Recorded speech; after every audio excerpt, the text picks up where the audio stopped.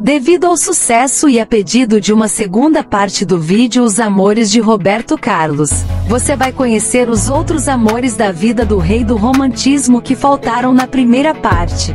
Vem comigo!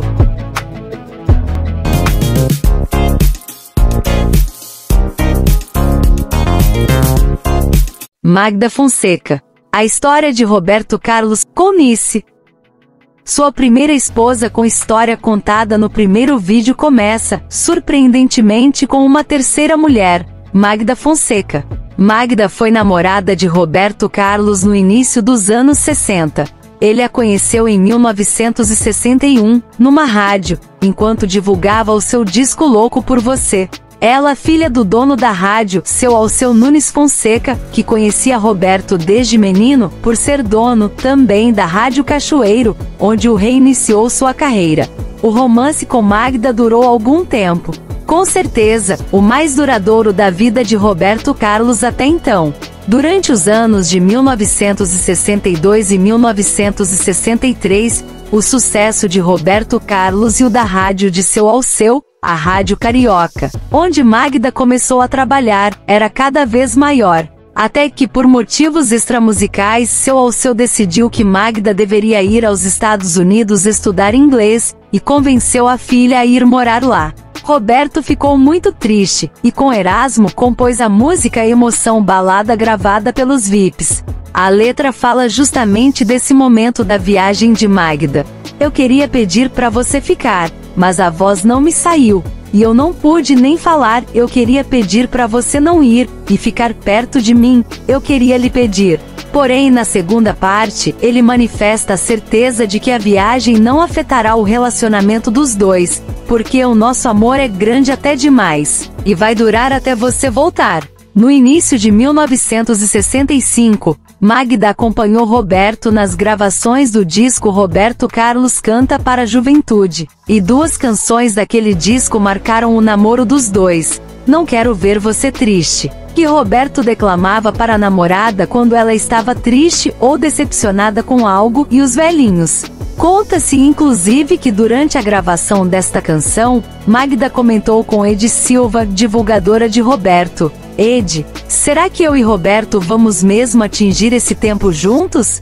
Ed respondeu: claro, Magda. Vocês são muito apaixonados. Magda foi morar nos Estados Unidos, onde ficou bem mais tempo do que o previsto.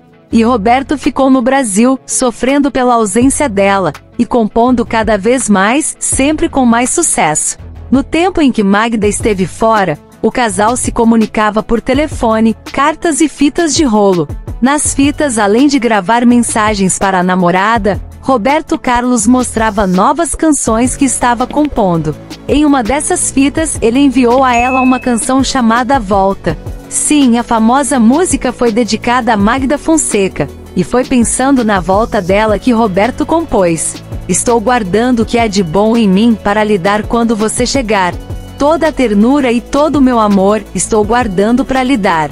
Mas Magda não voltou no prazo prometido, o que deixou Roberto Carlos muito triste e chateado.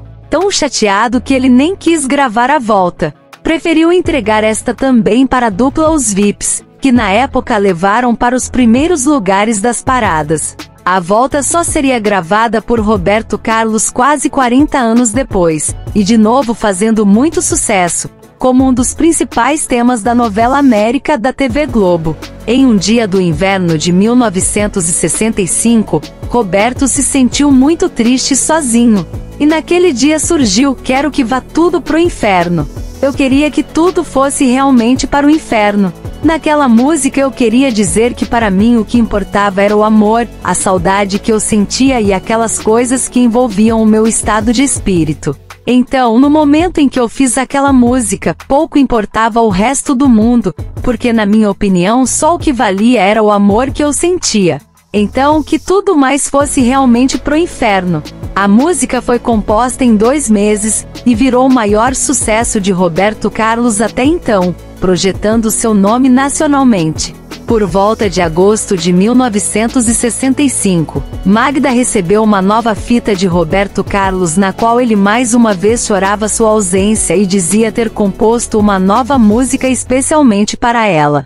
Oi Guida, eu continuo aqui sentindo muita saudade de você. Outro dia fui cantar no interior de São Paulo e estava um frio tão grande, mas tão grande que lamentei muito por você não estar ao meu lado para me aquecer, então eu desabafei tudo nesta música que fiz especialmente para você. E Roberto Carlos cantou ao violão os versos e a melodia da canção que brevemente milhões de brasileiros saberiam de cor. De que vale o céu azul e o sol sempre a brilhar? Se você não vem, e eu estou ali esperar, só tenho você no meu pensamento e a sua ausência é todo o meu tormento. Quero que você me aqueça nesse inverno e que tudo mais vá pro inferno. Conforme o esperado, a canção foi um sucesso. Magda ficou sensibilizada com a letra da música, e pouco tempo depois voltou ao Brasil. O que ela não sabia é que o coração de Roberto já começava a ser ocupado por outra pessoa, Nice Rossi. O engraçado é que eu e Roberto não chegamos a terminar o namoro, fomos nos afastando um do outro. Foi como se um vendaval nos atingisse e arrastasse cada qual para um lado diferente, afirmou Magda anos depois. Tia Amélia, pianista de formação erudita e popular, encantava o poeta Vinícius de Moraes e ganhou música de Roberto Carlos. Uma das músicas brasileiras de maior sucesso em todos os tempos é, com certeza, O Choro, Tico-Tico no Fubá de Zequinha de Abreu. Existe um bom filme brasileiro sobre ele, com Anselmo Duarte fazendo o papel dele. Trata-se de música muito difícil de tocar no piano. O maior intérprete essa música foi o norte-americano Carmen Cavallaro. No Brasil ninguém tocou essa música no piano melhor do que Amélia Batista Neri, a tia Amélia, como era conhecida, pernambucana de nascimento e que morreu em Goiânia, com 86 anos de idade. Tia Amélia viveu a maior parte de sua vida em São Paulo, gravou vários discos e, quando já estava idosa, veio morar em Goiânia com a filha Sirlene Andrade, que foi vereadora. Ela, que tinha formação erudita, esmerou-se ao tocar choros, conectando como poucos o popular e o erudito. O cantor Roberto Carlos a homenageou numa música Minha Tia, em 1976. Ele é que começou a chamá-la de Tia Amélia. Ele tinha um carinho, amor e devoção. Não como mulher, mas como uma grande inspiração e admiração. A cantora Maísa. Apesar de sua família ser do Espírito Santo, Maísa Monjardim nasceu no Rio de Janeiro, no ano de 1936. E quando ela já estava com 3 anos de idade, os Monjardim mudaram-se para São Paulo.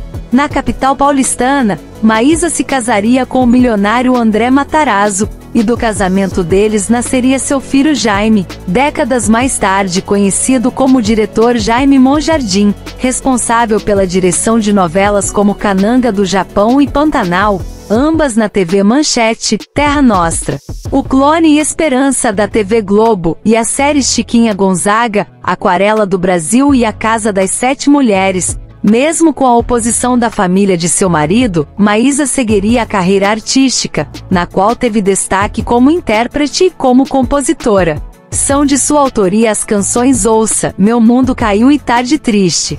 Esta safra de seu repertório fez com que alguns críticos convencionassem suas canções como música de fossa, mostradas em 16 discos. Dentre eles a série em 4 volumes de Convite para Ouvir Maísa e Barquinho. Após a separação de seu primeiro marido, sua vida também ficaria marcada por problemas com a bebida e também por alguns casos amorosos, dentre eles com o jornalista e compositor Ronaldo Boscoli, que anos mais tarde faria parte da carreira de Roberto Carlos. Só que esta não seria a única coincidência de sua vida artística com a carreira de Roberto Carlos na biografia Maísa, Só numa Multidão de Amores. Lançada por Lira Neto no ano de 2007, quando completava 30 anos de sua morte num acidente de carro na Ponte Rio-Niterói, Roberto é citado algumas vezes. A primeira delas revela um certo desdém de Maísa com relação à obra dele. Sobre a repercussão da vitória de Roberto Carlos no Festival de Sanremo com a interpretação de Canzone per te, a cantora comentou: "Um cantor ganha um festival lá fora, com uma música de um estrangeiro e é recebido aqui com festas. Ora, eu já divulguei lá fora a música brasileira mais do que qualquer outro por aqui, e isso também ninguém comenta." Ela ia além, qualificando a música de Roberto Carlos como um subproduto, de quinta categoria, dos Beatles. Curiosamente, 2 anos antes Roberto participará de uma homenagem gravada no Teatro Record, o programa Maísa para Ver e Ouvir, cantando Ouça com guitarra em punho. E em 1968, Roberto e Maísa se encontrariam na Itália para, ao lado de Astro Gilberto, realizarem o programa Tempo de Samba. A biografia de Lira Neto conta uma passagem amorosa que teria acontecido entre os dois. No segundo festival da TV Record, ambos defenderam canções apresentadas no segundo dia de eliminatórias do festival. Ela, Renascença, de Cláudio Varela e José Pereira. E ele, Flor Maior, de Célio Borges Pereira. Nos bastidores eles teriam combinado um encontro no fim de noite, pois ela era a segunda a cantar e ele seria o último a defender uma canção no Teatro Record. Roberto, que nunca fez alarde por suas conquistas amorosas, jamais falou sobre o que teria acontecido entre ele e Maísa, enquanto ela não deixou registros daquela noite em seu diário, e preferiu deixar seus amigos mais íntimos convivendo com a dúvida sobre o assunto. Roberto Carlos também fez parte de um momento histórico que Maísa proporcionou para os shows brasileiros. No ano de 1969, ela retornava aos palcos do Brasil fazendo uma apresentação no Canecão, até então considerada um local popular de espetáculos, e trazendo um show completamente diferente de suas apresentações anteriores. Ao lado da grande orquestra, vinham bailarinos para fazer parte dos números que ela apresentava. Em determinado momento, Maísa ousava se apresentar de minissaia. Seu repertório trazia também novidades. O espetáculo teve início com um pot-pourri trazendo seus sucessos Demais, Meu Mundo Caiu e Preciso Aprender a Ser Só. Também estavam na lista outras músicas que o público já conhecia em sua voz, como NM Kit Paz e Ouça.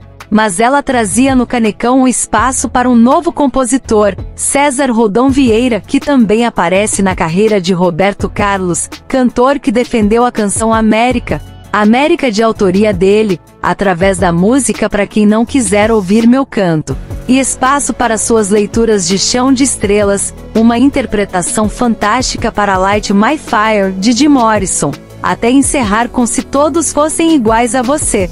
Em meio a este estonteante show, que em 1970 se tornou o LP Canecão Apresenta Maísa, houve espaço também para uma música de Roberto Carlos e Erasmo Carlos.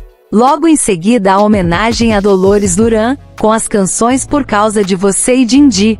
Maísa trouxe ao público sua leitura para uma irreverente canção da dupla lançada por Roberto em seu LP O Inimitável. Ela mostrava que a partir daquele show, daqui pra frente tudo seria diferente. Nalva Guiar. Nascida na cidade de Tupaciguara, MG, Minas Gerais, no dia 9 de outubro de 1945, Nalva começou a cantar em festas e também na emissora de rádio de sua cidade natal, além de outras emissoras de rádio da região e também na TV Triângulo Mineiro. Na primeira metade da década de 1960 participou de um dos discos da dupla Nísio e Nestor. No ano de 1966, a cantora trocou sua Tupaciguara natal pela capital paulista, onde morava o primo Luiz Aguiar, radialista e também cantor do hit Eu Sou Alguém.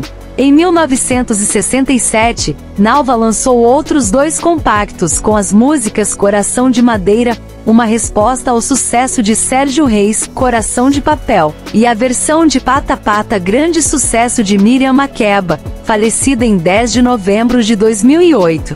Nesse mesmo ano, regravou O Cantador, sucesso de Elis Regina, no LP com músicas do Festival da TV Record, e Prova de Fogo, hit de Vanderlei, em outro álbum com sucessos da Jovem Guarda.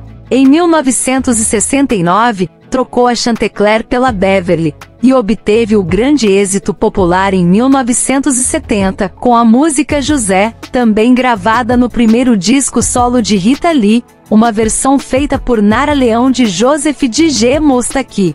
Na sequência foi para as paradas de sucesso com Não Volto Mais, versão de Vando para Rock and Roll Lab, e Adeus. Em 1973, trocou a Beverly pela CBS, atual Sony, e passou a se dedicar à música sertaneja, obtendo grande sucesso em 1976 com a gravação em ritmo pop de Beijinho Doce Ô Pai. A partir daí, sua carreira deslanchou com outros êxitos e hoje é considerada a musa do country music nacional. A cantora chegou a morar no exterior e nos Estados Unidos, foi condecorada por uma rádio do Texas com uma placa que a descreve como a rainha da música country no Brasil. Inauguração da TV Triângulo, hoje TV Integração, em 1965, ela se tornou apresentadora do programa musical, A Estrelinha que Canta. 2 anos depois, ao conhecer e namorar Roberto Carlos, foi para São Paulo tentar a sorte. No carnaval deste ano, eu até desfilei na Beija-Flor, em homenagem ao Roberto Carlos. Pedi ao Segundinho, filho do rei, para me ajudar a subir no carro porque estou enxergando pouco e ele disse: "Tenha dó, Nalva, o cego aqui sou eu e sei muito bem que você namorou meu pai", disse ele. Fátima Gonçalves. Musa dos programas comandados pelo sambista, empresário da noite e apresentador de TV Oswaldo Sargentelli entre os anos 1979 a 1990, a ex-mulata Fátima Gonçalves, lembra dela? Resolveu revelar um grande segredo do passado guardado a 7 chaves por ela. E contou que teve um namoro secreto por mais de 1 ano com o rei Roberto Carlos. Eu tive um romance com o Roberto Carlos por mais de 1 ano. Foi uma história linda. Sempre fomos discretos. Só amigos mais próximos, a equipe dele, músicos, secretária, que sabiam. Guardo muito carinho por ele, diz ela, falando pela primeira vez do assunto. Na época, houve especulações sobre o romance, mas eles nunca admitiram. Com 65 anos e atualmente solteira, por isso ela não viu problema em revelar o segredo. Fatinha, como era conhecida, afirma que conheceu o cantor em 1986, quando participou do clipe dele, Nega, e que os dois namoram até março de 1988. Naquela época, Fátima havia sido eleita a negra mais bonita do Brasil no concurso do Cassino do Chacrinha. Boa forma aos 65 anos. Sucesso nas redes sociais por conta da ótima forma física, ela conta que vive um drama pessoal há 3 anos, desde que sua filha Sara Correia, de 22 anos, nadadora medalhista no Pan-Americano de 2011, morreu atropelada na calçada por um motorista em alta velocidade. O crime, ainda sem punição, deixou na mãe uma ferida que ainda machuca. Em meio a tanto sofrimento, ela encontrou nos treinos uma terapia. Depois do que aconteceu, eu ainda estou me buscando. Por isso, os treinos acabam sendo também uma terapia para mim, conta. Minha rotina é academia. Mais do que me manter magra, é lá que me mantenho saudável, e sou avessa a procedimentos cirúrgicos. Só tem prótese de silicone, que eu coloquei nos anos 90. Vanderlei. Ela se tornou famosa durante o movimento do programa Jovem Guarda, fazendo sucesso ao lado de Roberto Carlos e Erasmo Carlos. A atração teve uma das maiores audiências da televisão na época e revelou diversos artistas. Vanderlei lançou inúmeras canções de sucesso como Para o Casamento, Ternura e Prova de Fogo. A cantora conquistou o público e por muitos anos ficou conhecida como a ternurinha da Jovem Guarda. Vanderlei namorou Roberto Carlos. Recentemente a Vanderlei relembrou em uma entrevista o namoro que teve com o cantor Roberto Carlos. Os dois chegaram a flertar quando a artista estava no início da carreira. No entanto, a cantora desistiu quando percebeu que Roberto Carlos era muito assediado. Vanderlei também chegou a ter uma paquera com Erasmo no início da carreira. A cantora garante que não se arrepender hoje em dia de não ter levado o relacionamento com os dois amigos para frente. Vanderlei acredita que manter apenas amizade com Roberto e Erasmo foi a chave para que eles ainda tenham uma bonita relação atualmente. O trio possui uma sólida amizade e nunca perderam o contato com o passar dos anos.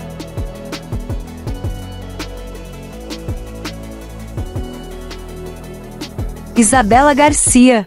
A talentosa e renomada atriz Isabela Garcia também está na lista das conquistas do rei Roberto Carlos. Ela supostamente também teve um namoro com o rei Roberto Carlos. Porém, não existe registro ou anúncio de nenhuma das partes sobre uma relação dos dois. Apenas pessoas entre eles que afirmam que Roberto Carlos e Isabela Garcia formaram sim um casal.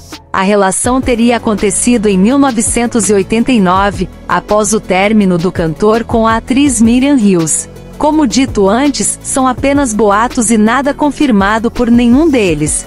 Apenas por pessoas próximas a eles.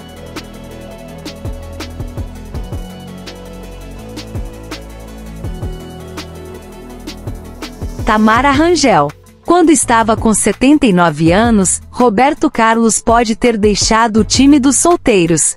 O cantor engatou namoro com a cantora e ex-participante do The Voice Brasil, Tamara Angel, de 27 anos na época, segundo o programa A Tarde é Sua na época. O rei da música não assume um relacionamento desde a morte de Maria Rita, em 1999. Bem-humorado, o artista disse no ano passado que não via problema para recorrer ao Tinder atrás de um novo amor. Ainda segundo Vespertino, a relação começou antes do período de isolamento social e atualmente os cantores estão driblando a distância. Participante da 7ª temporada do The Voice Brasil da Globo, Tamara é natural do Espírito Santo assim como Roberto, apontado como romance de uma jovem em 2015. Em sua rede social, a cantora mantém 2 fotos com o rei. Dei um pulo no Rio ontem para visitar um amigão, legendou na segunda postagem. Memorável. Muita admiração e respeito pelo conterrâneo, escreveu na primeira foto. Pessoas próximas ao cantor na época juravam de pés juntos que a cantora foi sim a namorada do Roberto Carlos. E que por esse período ele foi apaixonado por ela. Como é grande o meu amor, não é maior que o meu. Você.